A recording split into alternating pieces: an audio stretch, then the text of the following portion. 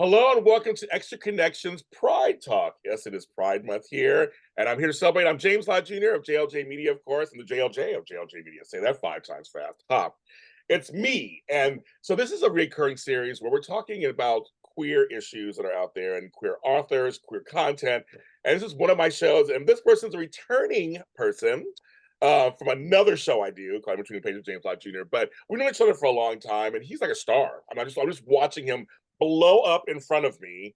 But it's like, it's one of those people that you're like, I want him to blow up. He's okay. We want him to blow up. His book that I featured was A Quilt for David. It's a really great book. I read it. We had a great discussion about that. You can check that out. But he also has, is it a short film or is it a film? The gay rub thing? Is it?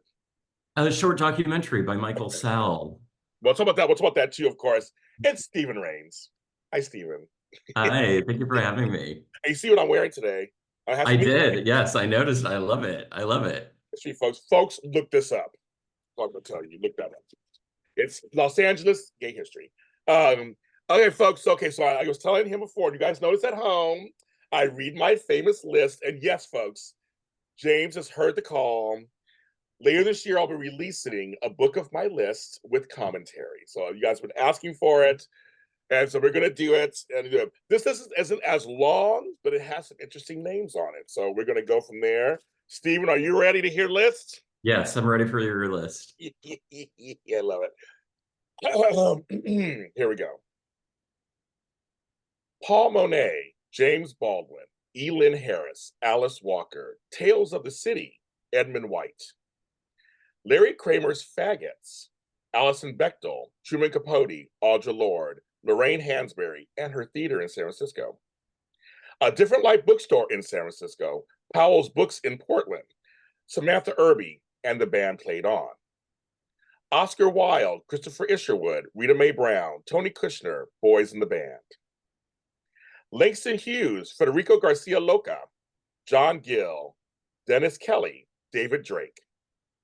Harold Norse, Dennis Cooper, Michael Bronski, Sappho. My Friend Stephen Rains, Christopher Rice, Derek Jarman, June Jordan, Edward Albee. Leonard Bernstein, William S. Burroughs, Patrick Califia, My Friend Leo Herrera. Douglas Copeland, James Lott Jr., Colin Kelly, Ken Kelly, Noel Coward. Brett Elliott Easton, Torch Song Trilogy, Michael Thomas Ford. Brad Gooch, Hedwig and the Angry Itch, A Strange Loop, Essex Hemphill, Lawrence LaFontaine Stokes. Transparent, My Good Friend Scott Turner Schofield, Terex McNally, Longtime Companion, and Del Shores. That's the list for today. I saw you smile at a few of those. I always ask my guests, what are your thoughts on my list?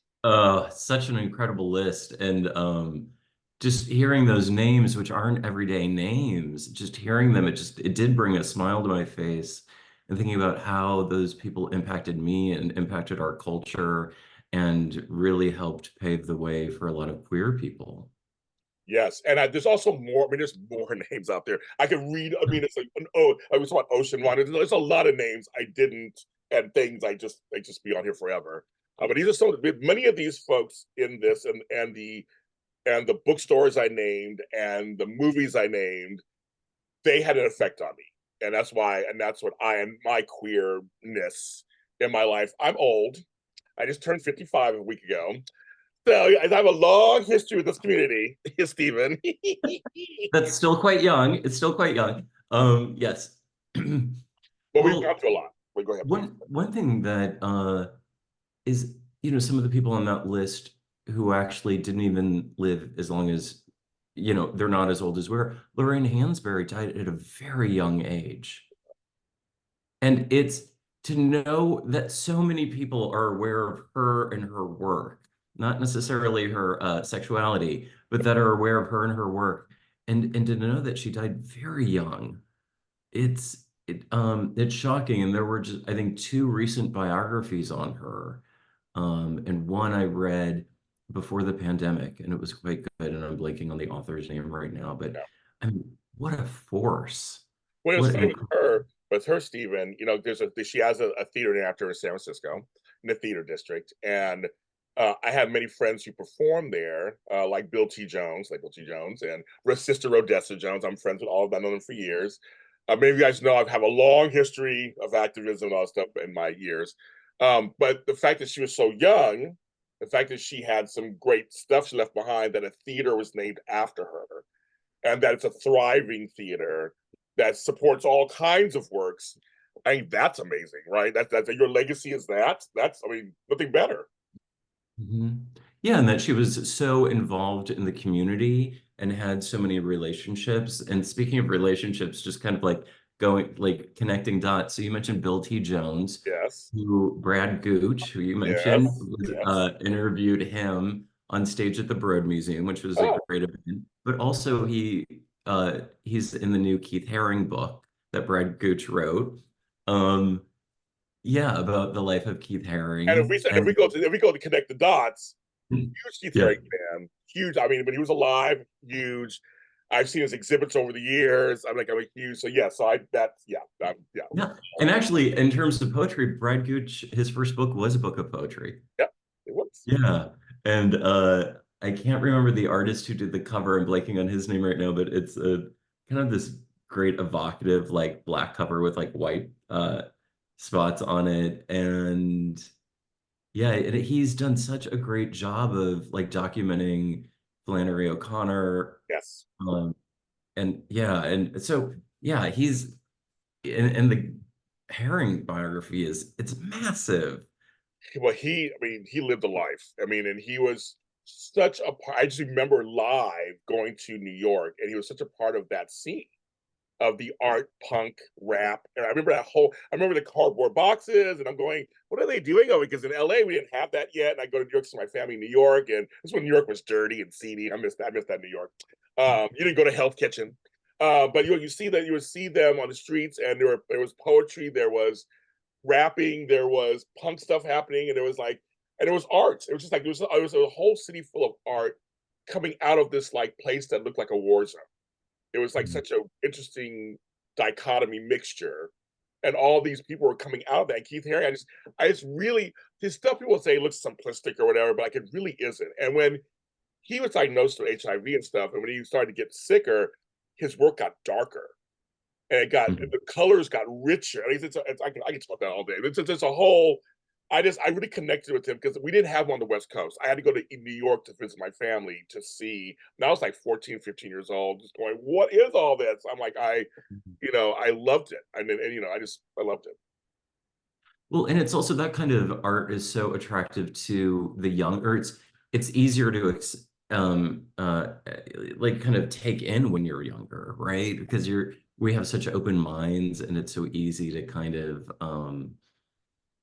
take it in and relate without any kind of like ego or snobbery that might happen as we get older. Yeah, Um, you mentioned Essex Hemphill, who I first read when I was 16 years old, and I feel so fortunate to have that. And then soon after I bought his book Ceremonies, yes, which I I unfortunately got rid of before moving, and now I it's out of print, and so it's a very expensive, it's a rare book now. So those of you who have Essex hold Plume on. edition of Ceremonies, it's quite expensive. But Martin Duberman did a Oh, oh, wait, is it? It was called Hold Tight Gently. Yeah, I think it was a Duberman. I might, but there's a biography about Michael Callian and Essex Hemphill, and about the both of them together. And now I'm doubting who the biographer was, but it's a beautiful book, and it was the most information I'd known about Essex Hemphill beyond his writing. yeah, I didn't know much about his biography itself, and I think his estate is really in the hands of his parents, or his mom and his sisters.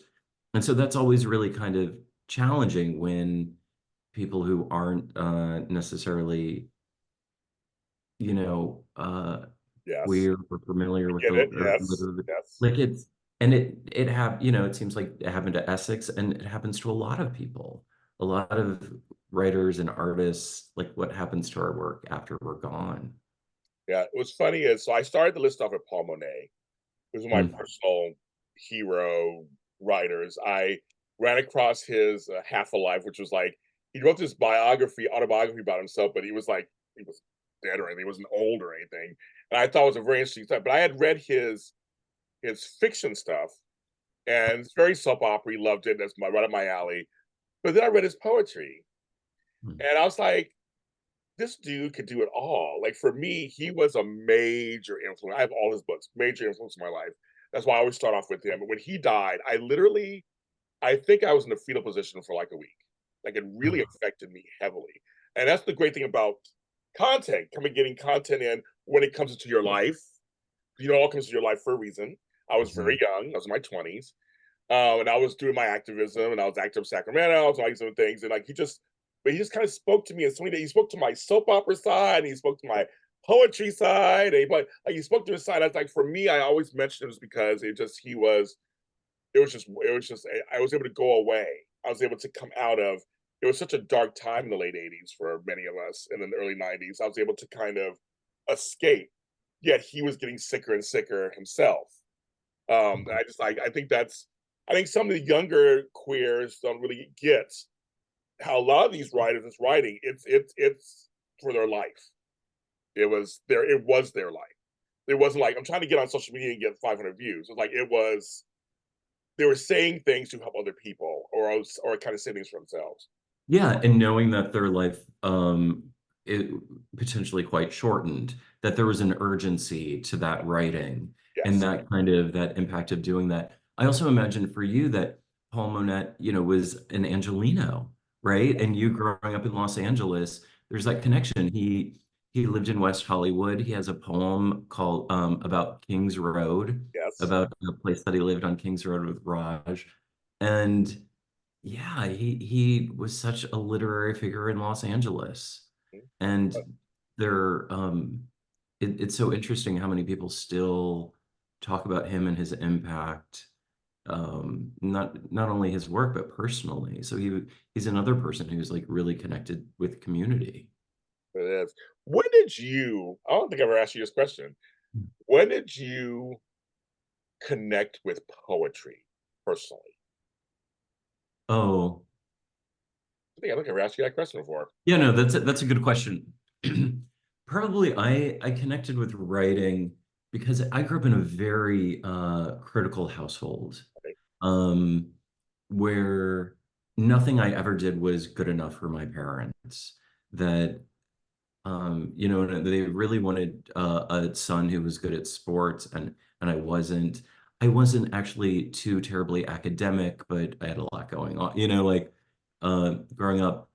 But the one area that my parents had absolutely no interest in was literary. And so I could read anything I wanted and they never questioned it. So my parents were never like, "Oh, what book are you reading?" That question would never happen. If I were reading a book, I would be ignored. Like so it was the one arena that was safe. And and it was also the one arena that I then got praise for. So when I was very young, just in like some school, thing that our teacher had to submit something, and I was the student whose poems were selected. Am I saying they were genius? No. For I think it was sixth grade or second grade. No, but then, well, that was something like, oh, Stephen, like I had an accomplishment. And so I think that's why it was so pleasant for me, is because everything else had so much surveillance. But in the realm of writing, I didn't have that at all because no one cared. Like that poem, like did anyone read it in the family? I don't even think so. But uh so there was that, as well as I first had sex when I was 16 with a guy in a car, as a It 16-year-old happens. student. It happens. And, and I went home and I wrote about it in my journal that night. And a couple days later, I read that journal entry to my friend Stephanie, and she said, "You should become a writer." And I think I just blindly followed that. I don't think that I was really ever encouraged for a career either. So I think that's it too. When I talk about encouragement, like that was the first time someone gave me an idea of what to do. And I also loved it deeply. I loved reading, and that's why I kept doing it. But it was also very safe for me. You just said something that okay. I want to follow up. I want to follow up on the first one. You said there's a lot to unpack that I want to unpack. One, it makes sense to me because if you play sports or do any of the other stuff, your parents would be on top of you probably. And all the coaches and everybody just be on top of you, regulating everything you do with that. This does seem like it would be no one cares if you're reading or writing. You have full agency to do. I mean, no one's bothering you. Yeah. It must be amazing. I just never thought. I mean, I never. Oh, no, yeah, and that's why like so as a writer, it's like I deeply trust the page. That this is where I can hold, I trust it. I don't look for feedback, but anything. I mean, there were, I'm saying critical, but there were beatings in my house. Like if I wasn't good at, like if I didn't perform well in a game. So like I would go home and my parents would be very upset and there'd be like beatings over it, over just a lack of ability in sports. So yeah, and so writing was this great refuge from that. And it was also a way that it opened, your world is so small as a child, but also if you're coming from an abusive household. And and so to read people and then to read people who wrote openly about their abuse, which a lot of people on that list that you read I know. have. And so that's why it was so appealing too. Like, oh, these are people who are actually speaking truth, as opposed to like hiding and having shame. And so I think that's really like one of the important things about literature that we don't always have in other media is that nuance, that saying the unsaid. I think there's a lot there. There is. Does Stephanie know that she her importance? Does she know? Stephanie is still one of my best friends to this day. Stephanie did, I mean, talk about a person who I feel like is the cause of the spontaneous combustion of that moment. So she not only did that, she introduced me to the writings of Anaïs Nin, Oh, who, okay. yeah, who I'm now, I mean, just to tell you, like, I'm now the president of the board of the Anaïs Nin Foundation. Okay, like, in terms of like someone who's had an impact on my life, she also took me to my first gay bar. So, I mean, I am so fortunate. I still talk to her like 2 or 3 times a week on the Wow, phone. I We're love still, that. yeah, I mean, I feel so fortunate to know her. One of my favorite people on the planet. I love that. I love that. I love that story. But again, I think that's great because you are good at what you do. Number one. I know for me, I was like 8 or 9, and my parents played Gil Scott Heron, and he is a poet basically. He was sent to Yes. And uh, just put music to it. Yeah. yes, yes, and that's basically all it is. Right, that's all it is, and that's what I do today myself. I put out music, but I talk to it. But I remember hearing the revolution will not be televised, hearing Whitey on the Moon, hearing all these different songs. I'm like, he's rhyming, he's saying stuff important. Mhm. But I didn't know what that meant fully. My parents were all into it because they were hippies and activists themselves. They're all into that stuff. And it was later in high school, I guess me too, it was kind of like, oh, there's something in there. And then I started going to bookstores around LA when I was able to go around. I had a job, and I was like, "Oh, there's a gay lesbian section." But back then it was gay lesbian. Sorry, folks, there was no letters or anything. It was like gay lesbian section, or there was a black. Or I think they said black studies, but they don't even said African American studies yet. Like black section. I Right. started Latino. Say it wasn't even Latino. It was just like Mexican section or whatever. I was going around. I was finding these poets, thinking like, Mhm. "Wow, this is really interesting." And I don't know about you, but I know it just spoke to me inside. Where I was like, I think I'm a poet too. I think I got in here somewhere. Like I gotta get it out. I gotta get it out. I gotta get it out. I gotta get it out. So I don't. Do you feel similar as you start discovering other artists and you feel like I gotta get this out of me? Oh, yes. Also, one of the biggest inspirations for me to start writing, or the biggest motivation, is to read good writing. Oh When yes, I read good writing, I am fired up. I'm yes, lit up. me too. And it's the one thing, like I'll read something great and it's not even a competition, but it's just like, it's probably how like foodies feel, or, like when you eat a good meal, you're like, wow, that's so good. Like I want to do my own version of this dish, or like, I don't. I don't know a great analogy, but yeah, that's what does it. Who's been doing it for you lately? Who's been lighting you up with it? That's a good question. Who's been for me lately? Actually, it's been a couple of my friends who are not even published yet. Mm, They were sharing their work with me, and that excites because I'm a coach and I coach people. But these are friends who they're not paying me for. They're just like, James, look at this. What do you think? I won't say their names yet until they're ready.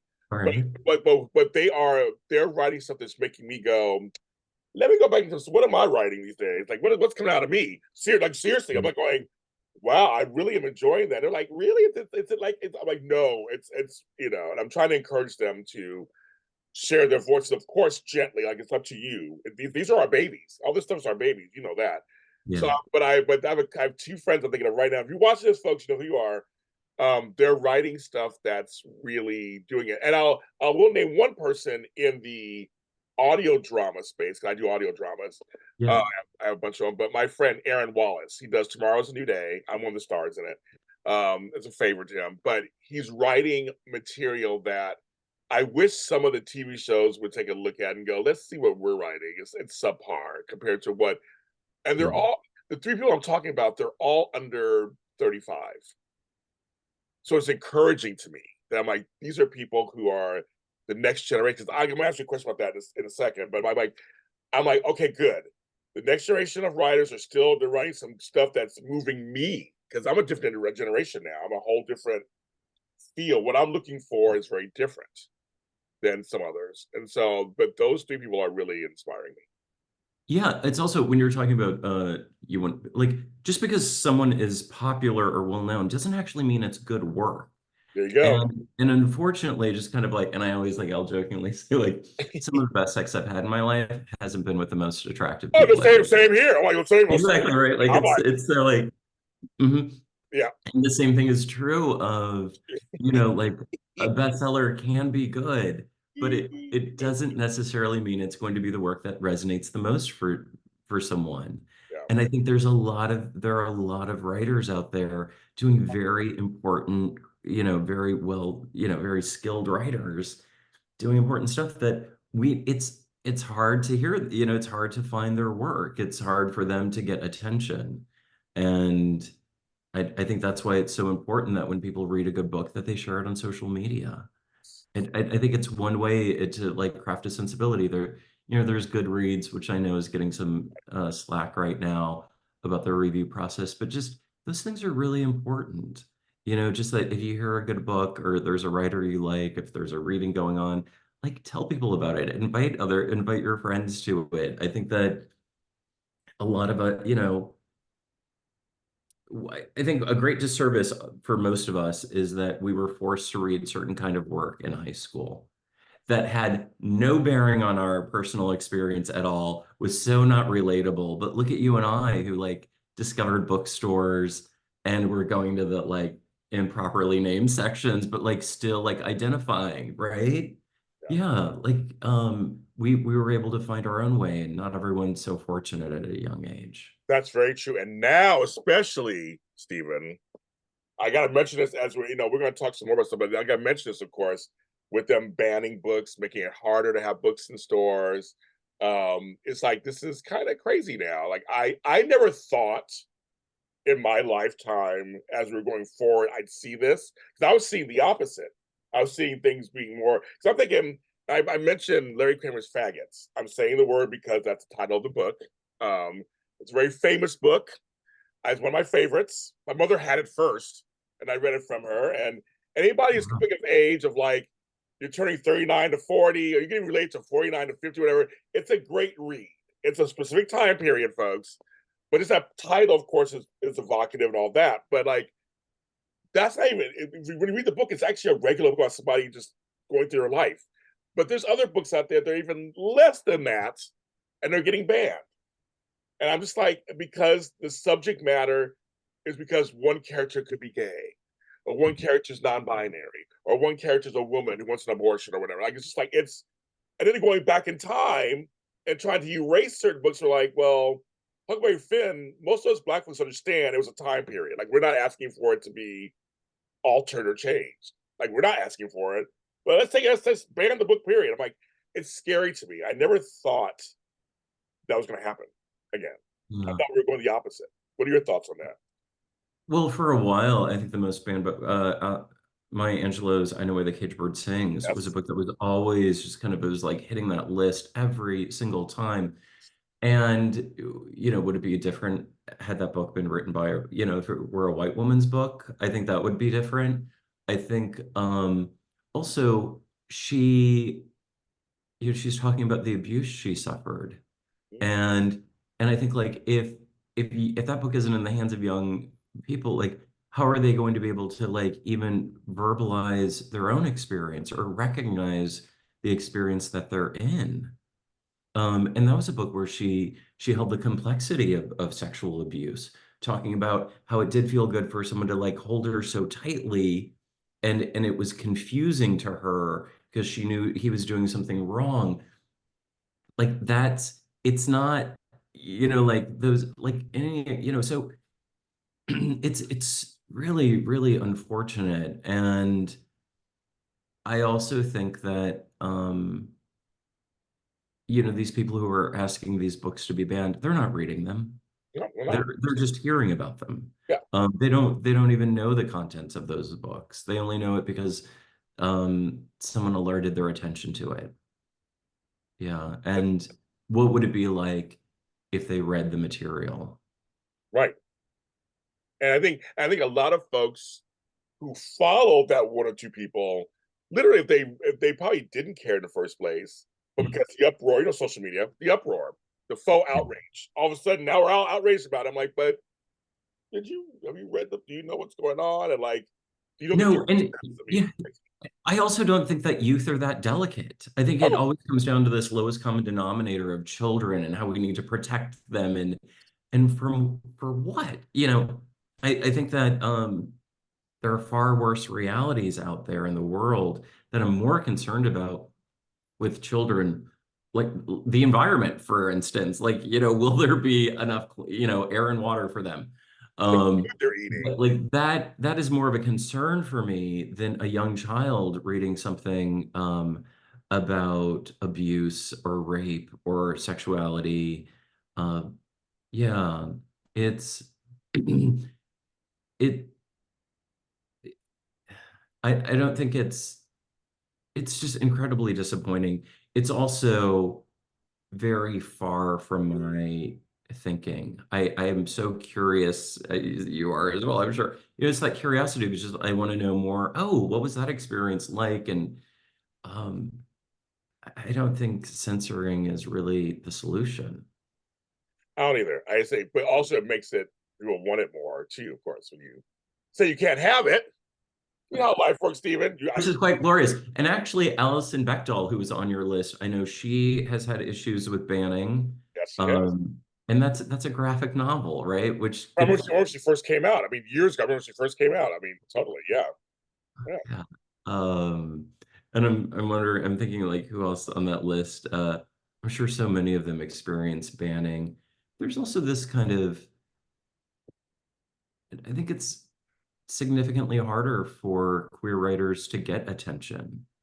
And I think that we I think the public likes a certain kind of narrative, right? Like for a lot of gay literature, the gay guy dies at the end. That's the most acceptable, even if you think about like Yes. gay Yes. cinema, like oh, they had to die in Brokeback Mountain, they had to die, like Yes. there's why is that so prevalent?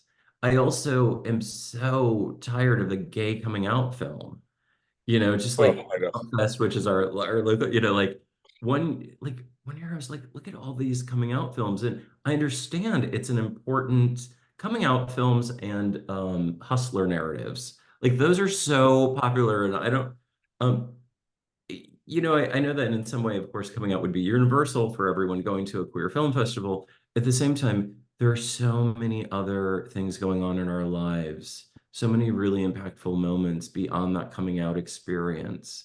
And so, what is life like as you're talking about, like at a certain as we grow older, what Mhm. is that? Who's documenting it? Who's telling about it? And I think that's where people are doing that in literature.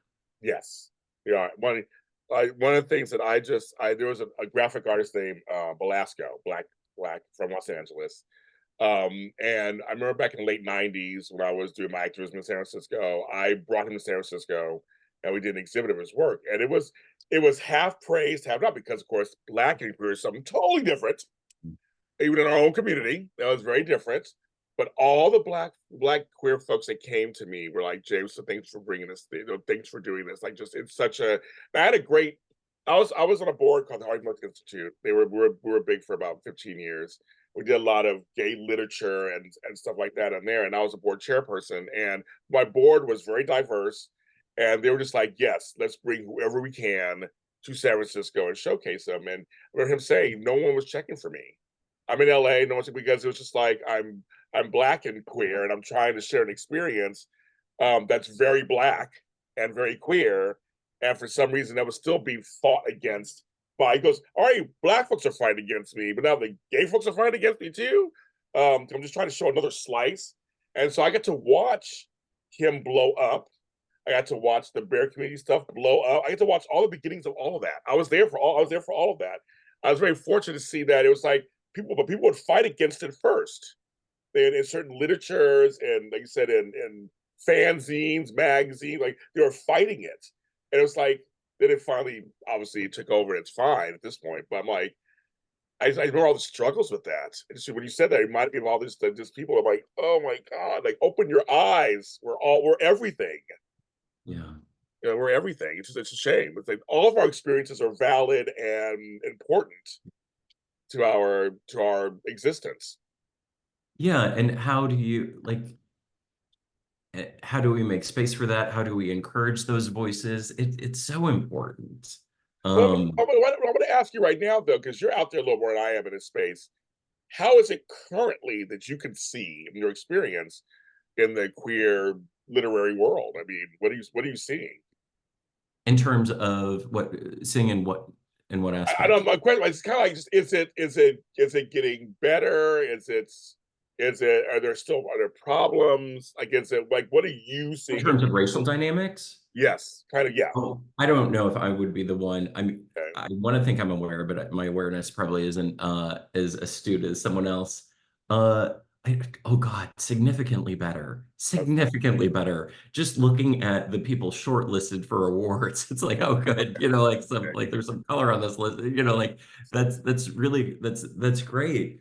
I think that during over the course of the pandemic with a awareness an increase in awareness for a lot of people that I think we're seeing more diversity in terms of programming for events and people wanting to hear more from other people's experiences as well. And I think it's we could always have more of it. But also in writing, period, just not even color wise, but in queer writing, because you've had events that you are a part of. How are those events attended? Are they well attended? Are they nice? Is it a good turnouts, or how's it Well, going? it depends on the event. So that's what I would say. Yeah, it depends on the event. Yeah, I mean, I think there is, in Los Angeles, I feel like there's a really strong queer literary community. Yeah, And it's, yeah. And then in terms of like touring, like my book tour for A Quilt for David, I always had great turnouts and people showing up. I was just at the Saints and Sinners Literary Festival in New Orleans, wow. which was an incredible festival with a lot of big names. And, it's a packed festival Oh, of good, good. readers and writers. Yeah, I think we're out there. Part of although also, I'm smiling about this, part of it is that, readers are generally introverts, Yes, right? yes, So yes. so in terms of like community, it's very different True. than other communities. It doesn't mean that we don't leave our houses, but yeah, that so That's very true. there are a lot of people who take uh who are staying, it's a solitary act generally is reading. For years I was the facilitator of the Lambda Literary Book Club. That's good. And that was always nice to see so many people. And, we would start off in a circle and just like, like as, like 5 minutes after, it's like we just had to just keep expanding the circle and adding more people because so many people would show up, of course, late because of LA traffic.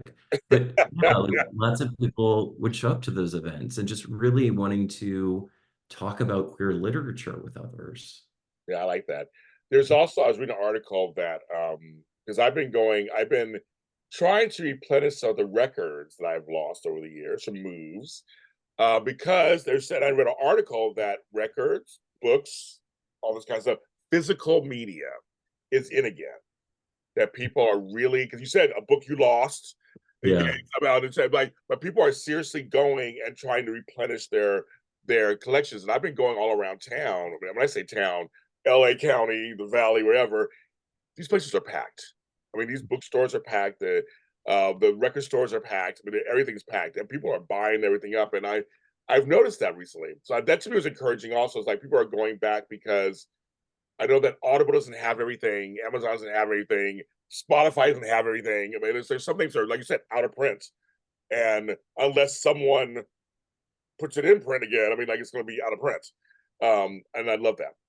Yeah, there's also something nice about like looking at one's, I mean, I get so much joy looking at my bookshelf and looking at the names of people who had a big impact on my life. I think that was one of the reasons I was smiling at your list. Yes. It feels like my bookshelf, but also like, oh yeah, it's the same reason that people have family photos up, or photos, of their friends up on the refrigerator. It's like you see them and you're like, oh yeah, that person.